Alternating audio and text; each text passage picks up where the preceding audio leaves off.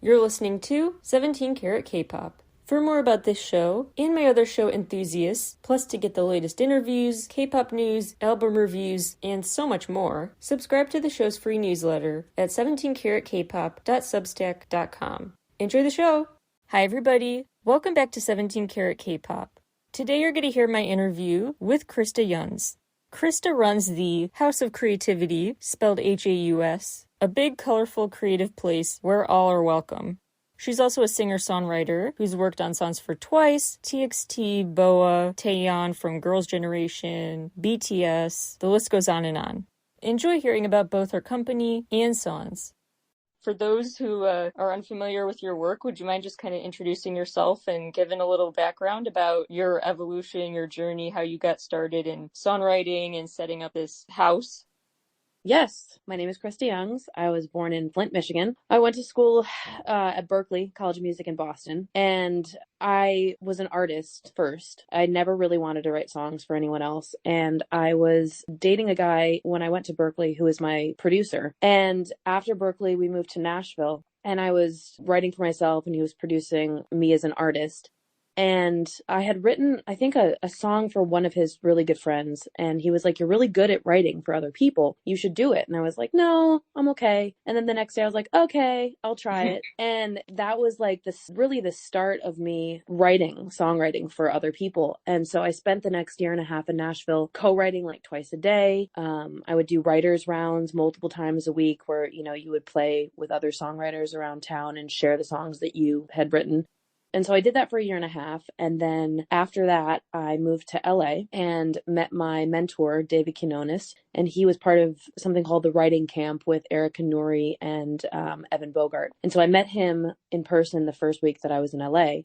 And it was just like instant sessions. I was writing for people all the time. I was being introduced to multiple artists and songwriters and producers. And I was like, okay, this is cool. Like, I'll get my first number one in a year. And then I'll go back and focus on my artistry. And it's been 10 years. It's been 10 years of writing for people. And I still release songs. I do a lot of features for DJs, my own stuff, sync stuff. Oddly enough, toy commercials for toy companies, for like Walmart and stores like that. But it's been just a really interesting journey and road that I didn't think I would turn onto. And it's been awesome. Yeah, that's so interesting. So it was all kind of like you accidentally fell into this. Well, I gave it a shot and I was like, this will be an easy way for me to get recognized first. And it turns out, Hope, that it's not easy being a songwriter, but I've had success doing it and I really enjoy writing for other people as much as, I enjoy writing for myself. Yeah. So you've been doing that the past 10 plus years, but how long have you been working with the House of Creativity and at what point did you start that?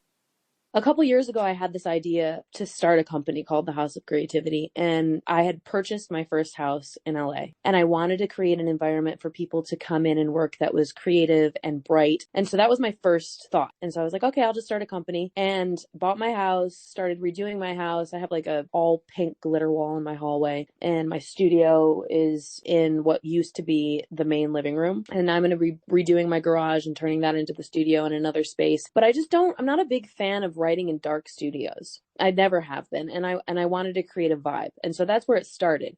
And then my lawyer, Josh Dreon, and I started talking maybe, I don't know, a year ago. And we started just toying around with the idea of songwriting camps. So we had our first songwriting camp that we hosted in Inglewood, New Jersey at Alicia Keys' old house. We brought in 12 different creatives. H. Kenneth was one of them. I know that you did a podcast with him. Yeah. Rufio Hooks, who wrote Butter for BTS. My mentor, David Quinones, came. And just a bunch of really awesome, like Bipolar Sunshine, Sinclair, this girl named Alex Veltri. I just had a really great group of people. After that experience, I figured out how to put on camps. And so moving forward, we're going to be doing a lot more camps. We're doing a sync camp with BMG, co-sponsoring a sync camp with BMG in June in LA. And then hopefully more camps to come in different countries and different states. I hadn't really thought about it before, but yeah, it seems odd that there's so many. The basic typical look of a recording studio is so blah. Yeah. And I'm like a light girl. I want lights. I want color. I want toys around and inspiration. I have a bed in my studio, a twin bed that I turned into the writing bed because I really enjoy laying down. So I'm like, if I can be horizontal, I'm great. So I just wanted to make it really comfortable and fun. Probably not like a day-to-day like routine there, but what's it like if you wanted to go visit the House of Creativity and work, would you just like walk in and get started? Is there a certain routine to the place or? No, you just come in. It's my house. So it feels like home. And I have people come in all the time and we collaborate and we write for other people. We write for them. I'm doing some sync EPs right now for BMG. So I have artists come in. My friend Nifa has been over a lot doing that kind of stuff. And Kenny's been over. H. Kenneth has been over multiple times. And it's just a really chill environment to create. Basically, each day it sounds like you don't really know everyone you're going to work with. It's whoever comes. Well, I mean, I definitely book it out. So I know in advance who's coming over. I work a lot by myself as well. So I'm here every single day, whether it's, just top lining tracks for Korea or working on other projects, like I said before, Sync. But every day is very different depending on what projects I have going on and what I'm doing. I mean, the end of the month will probably be me all by myself here for a couple of weeks because I'm doing a third splice pack. That'll be the first splice pack that is being released under the House of Creativity umbrella. So it'll be 50 hooks, which I'm excited about because a lot of DJs have, used the splice pack for their production. So that's going to be really interesting and fun and a lot of work. Yeah, it sounds like it. Is that the splice pack and the other term you use, the sync? Are you referring to like just kind of like vocal bits, like not a full song that you record? So for Sync, it's a full song. It's all okay. projects. Like we're doing Sync EPs. So it's 5 songs each. They pick a specific genre and then I bring in whoever I think is the best to collaborate on it with me. So my friend Jan Perchuk has been working on basically I think all of the Sync projects with me, and then I'll bring in different artists. So I have a friend in Korea. You probably know him. He's an amazing artist. His name is Niwa. So Niwa and I just did a full 5-song EP of duets for television and film placement. Do you always kind of know where that stuff will end up, or does it just? It depends. Like for those projects that I'm doing specifically for Sync, I have obviously an idea of what the project is for, but sometimes people will just come over and we'll write a song. And then when the song's finished, I'll have to figure out what artist, what A&R to send it to try to get it placed. So all the songs that we wrote for the camp in New Jersey, I just wanted everyone to come in and write songs they loved. After we were finished, I was like, I'll figure out where to place them when we're done. So yeah, it just really depends. I mean, there are definitely like a lot of the stuff that I get from Korea, especially from Big Hit, they'll send me the track and they'll say this is for BTS or this is for TXT. And then I'll know exactly who I'm writing for. But sometimes it's not like that. And we'll just write really great songs that we love. And then we'll figure out who we want to send it to when it's done. Do you have kind of a different approach to when you're making a song that's just totally like for yourself? Or I'm just curious how you balance knowing you're working on an assignment for someone else versus just free for yourself to use. I don't really think there's much of a difference besides me allowing myself to put in more personal details that maybe not everybody would know what I was talking about, but I do. I give myself that leeway because it's my art. So I don't really care as much about pleasing anyone else, if that makes any sense. I just really have to love it. Whereas if I'm writing for a specific band or group or artist, I really have to figure out like where they're coming from, what they want to write about, or if the brief says, we want a song like this, or we want a song that sounds like this, then I'll take those things into consideration. But at the end of the day, if I don't love it, I won't send it. I make sure that I really love what I do. So there are quite a few specific K-pop songs that you've worked on that I would love to hear more about. First up, I'd love to know if there's a story behind currently one of my favorite songs probably of the year so far, which is Sugar Rush Ride by TXT. I love that song. So my friend Maya Marie and I wrote that together, and we obviously there's more writers on there, but the parts that we wrote together. And the title was already in place. So that made it really cool because I'm like, okay, we actually weren't in the same room when we wrote it. I think I sent her the track and I had the track. And then I was like, I'm going to do this part, you do this part. And then we put it together and tweaked it a little bit and sent it over. But I think we went through a couple of versions of that before they settled on, and God, I don't know which one they settled on. I think it was the first one, but I could be wrong, before they liked it. That was one of the songs that I heard the track and I was like, I love this. Like, I Mm-hmm. love this. And it was really easy to write to. The title was really cool too, because I was like, I would have never thought of that. So it was definitely like a huge collaborative effort. But all the other writers on it, it's interesting because sometimes when you write for artists, every songwriter is doing their own thing at their own studio. And then you see the whole picture come together and you're like, oh my God, that's brilliant. And you couldn't have Mm-hmm. done it by yourself. Like you couldn't have come up with the finished product by yourself. And that's one thing I really like about working with Big Hit and other Korean labels. I've met people through co-writing songs with people I've never met, which is really awesome. Yeah, it's so cool. It's like so many moving parts, but somehow you get this cohesive final product. Well, that's how I met Candace Sosa, who did Euphoria for BTS. I didn't know her at all. And we were on the same album. And I figured out that she lived in LA. And I threw this little brunch thing, and she came and we met, and then we became friends. So while you worked on Sugar Rush Ride, did you know right away you were writing for TXT? Yes. Was that the same way with Puma? Because I know you worked on that too. Yes. I always know who I'm writing for with them. So weird. I'm so into like manifestation and the law of attraction and all of that stuff. And I was talking to Maya after we were done, and I'm like, Maya, I feel like this is the single. And she's like, how do you know? And I'm like, I don't. But I just really feel like it's the single. And she's like, okay. And then it turned out to be the single. That's interesting. And not right away either. It was like the second single Yeah, it was so cool. And that's kind of the same thing that happened with Home. by BTS. Yeah, because I had met the A&R a couple years prior at a songwriting camp when I was in Korea. And she didn't work for Big Hit at the time, but we became like friends. And I guess she remembered me, but she reached out through Instagram and was like, hey, do you want to write for TXT? And I was like, sure. And in my mind, I was like, I'm totally getting a BTS cut soon. And I think it was like 4 or 5 months later that Home happened. Been like a really cool experience with that label. Yeah, for sure. You have also done quite a bit of writing for Twice, and I'm just curious if you have any specific stories about working on their music, and also just have you kind of figured out like what kind of song, what kind of sound they like, and do you kind of have an idea in mind now right away, like how to write like specifically for them? I don't know if I would say that I know how to write specifically for them, but I think that because I've done K-pop songwriting for such a long time, when I'm writing from one artist, it's definitely a different approach than if I'm writing for a group.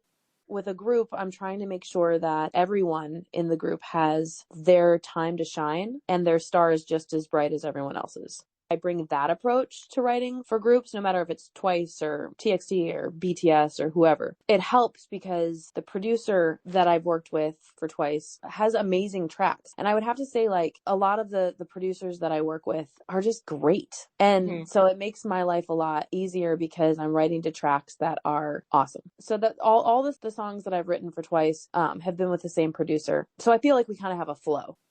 Yeah, that makes sense. And I believe you did backing and some extra stuff for The View by Stray Kids. I did. I was so excited about that. I listened to the final and I was like, oh my God, it's me. How did that come about? What's the story there?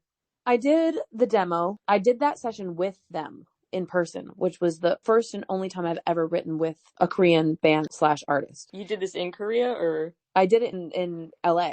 Oh, okay. It was a really dope session. Like, they're so talented. They just like hopped on the mic and I was like, oh, you guys are like, not that I didn't think they were before, but you know how you just are around really talented people and you're like, oh yeah, I get it. Like, I'm actually watching this happen and like, I get it. That was a cool session because I went there and the producers were already at the studio and I'd gotten there and they started playing like all of these different tracks and I had to leave the studio because sometimes I just get overwhelmed and I don't want to hear the track until the artist is there because I want to be able to lay down like my first ideas without having, thought about it for too long. But Telecast, they produced it. They were co-producers on that. So they were there and they started playing tracks and I was like, just call me when they get here and I'll come in. So they came in and they laid down their vocals and then I did backgrounds after at my studio and I didn't think anything of it. I just wanted to make the demo really great. And then they sent me the final. I was like, oh my God, it's me. I was like, Cool. I'm part of the band, but I'm not really part of the band. Yeah. Is there a specific K-pop song you've worked on that, I know you said you kind of have an intuition when it's going to be a hit, but has there been any specific one you've worked on where you really didn't know and you were very pleasantly surprised at how well received it was? I would say that would be Home for me for BTS because I had written so many top lines to so many different tracks for that album. that wasn't the one I thought was gonna hit. But I mean, I'll take it. I'll take it. Sometimes I'm like, the things that I think are like, I'm like, oh yeah, I did a good job, but like, I think this one's better, and it's not the one that was chosen. So it's just, you never know. Yeah. You worked, I believe, on Yet to Come. Did you work on Yet to Come just the Hyundai version or the full version? I just worked on I did a couple of English lyrics for that song. Okay. I was just Yep. curious how your approach to that went because that's what I thought that you just worked with that version of it. Yep, I did. I was in New York actually, and they asked me to do it, and I didn't have time. I don't know what I was doing. And then a couple days passed, and they asked me to do it again, and I was like, okay. I think I've only said no to Big Hit that time. Maybe one other time because I've been busy, but everything else that they ever have asked me to do, I've done because who doesn't want to be a part of BTS or TXT? It's a great label. They're great bands, and I'm super appreciative of every opportunity they've given me because without them, I wouldn't have Billboard #1s and platinum and gold albums. So I have a lot of gratitude for them. Do you have any specific memory that stands out to you, like a song you've worked on for them or for another K-pop artist who that song is a special memory for you because of you remember where you were when you saw a big achievement it had or some other big moment for you? I mean, I found out on Twitter that On was a single and Sia was being featured on it, and I lost it. I lost it. I lost it. I called Julia Ross because she had written some stuff with me for that, and I was screaming in my backyard. I was so excited because Sia's like, I mean, obviously BTS, but also Sia, and I was like, they're like my two favorite. You know what I mean? Like, Yeah. and they were together, and I was like, this is the best day of my entire life. So. Do moments like that happen where like you don't really realize your song ended up there until you see the track list on Twitter or something? Obviously there's like all the legal stuff that my lawyer has to take care of. And so I know when I have a placement, but I never know really when it's coming out or if it's going to be a single. So that's always a surprise. Is there any specific K-pop song you haven't talked about yet that really you just want to share because it's a great story behind it, or there's just something interesting people would find surprising about how you worked on it or anything like that? I would say, so Honey and Diamonds by Boa. I was in Korea when I wrote that, I co-wrote it with my friend Max Song, who I love, incredibly talented and great vocalist. He'll never admit that, but he's a great vocalist and amazing vocal producer, great songwriter, great producer. He was one of the first people that I met the first time I went to Korea. I knew we had something really special with that song and it took a while for it to come out, but I was so proud of that song because it was such a fun session and we were at the SM studios in Korea writing that and it was with friends and it was just such a cool vibe and I don't know, I was just really proud of that song. Yeah, for sure. Are there any specific K-pop artists you haven't written for yet that you really want to? Yes, I would love to write with Blackpink. That would be amazing. I believe you did work on something for them that I think is coming out just for yourself. Close My Eyes, is that right? Yeah, I did that for them, gosh, a couple years ago with my friend OK Kenji, who I met in Korea. He lives in Atlanta, but I don't remember. I think it was Ultra or someone reached out to me. And I remember this. God, it had to have been maybe like 5 years ago or 4 years ago. And they were like, can you get this song done by tomorrow at 7 a.m. or something? And I think it was like 9 p.m. the night before, and I'd already done like a couple songs, and I was dying. And I was like, yep. I remember sitting at my desk, and I think I fell asleep on my desk and started drooling. And then I woke up, and then I finished it, and I turned it in on time. And I will always remember that because I was like, I love this song. And then they didn't end up taking it, which is totally fine, but I'm releasing it now because I just love it. Yeah, you never know. Maybe they'll remix it someday. I mean, who knows? I was thinking about putting together a compilation of songs and calling it K-pop Rejects and just me putting it out as an artist. Because I have so many K-pop songs and I'm like, I really want them to come out. Yeah, that'd be interesting. Yeah, you never know with like TikTok and stuff. Some songs suddenly become popular and get new interest after years of, being out there. So. Exactly. I mean, that's what happened to Lizzo. Mm-hmm. So, yeah, you never know. Yeah, I'm open. I'm totally open. Awesome. Before I let you go, is there any social media you want to plug for the House of Creativity? Any PSA you want to have about that or your own music? Just any shout out, anything you want to plug? Yeah, I'd love for everyone to follow me on Instagram and Twitter. It's just at Krysta Youngs, KRYSTAYOUNGS. The same thing for the House of Creativity, and House is spelled HAUS. And then I have a really cool side project that I have been working on for about a year with my friend Zach called Join the Cult. And that's going to be 6 singles that are going to, the first one's being released in May. So Join the Cult on all platforms, which is join and then THA and then cult with a K, KULT. I have really, really cool projects I'm working on, singles coming for myself and that side project. And yeah, and then you can follow the House of Creativity to see what we're doing with more songwriting camps and placements and different artists that we're working with. And yeah. Awesome. All right. Well, thank you so much for telling me a bit about your past work in the House of Creativity. Thanks so much for having me. This was so much fun. Thank you, and have a good one. You too. Bye. Bye.